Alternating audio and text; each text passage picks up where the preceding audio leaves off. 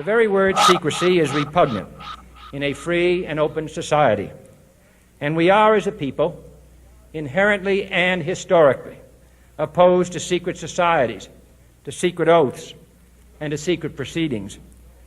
We decided long ago that the dangers of excessive and unwarranted concealment of pertinent facts far outweighed the dangers which are cited to justify it. Even today, there is little value in opposing the threat of a closed society by imitating its arbitrary restrictions. Even today, there is little value in ensuring the survival of our nation if our traditions do not survive with it. And there is very grave danger that an announced need for increased security will be seized upon by those anxious to expand its meaning to the very limits of official censorship and concealment. That I do not intend to permit to the extent that it's in my control.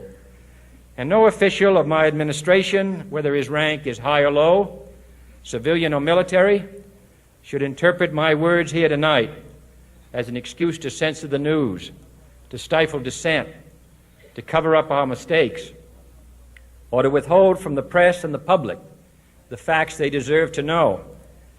But I do ask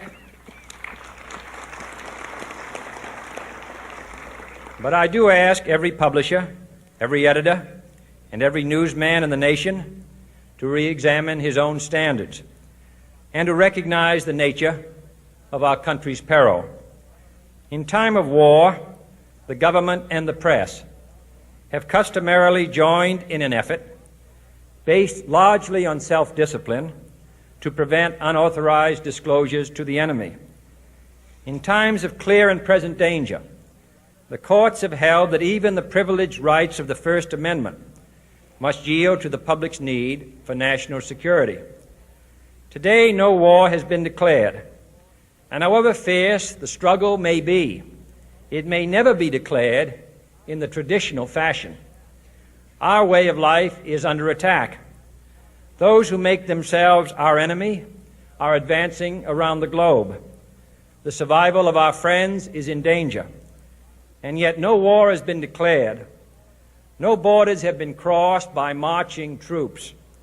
No missiles have been fired. If the press is awaiting a declaration of war before it imposes the self-discipline of combat conditions, then I can only say that no war ever posed a greater threat to our security.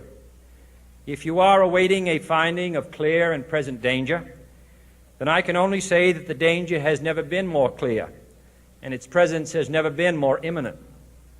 It requires a change in outlook, a change in tactics, a change in missions by the government, by the people, by every businessman or labor leader, and by every newspaper.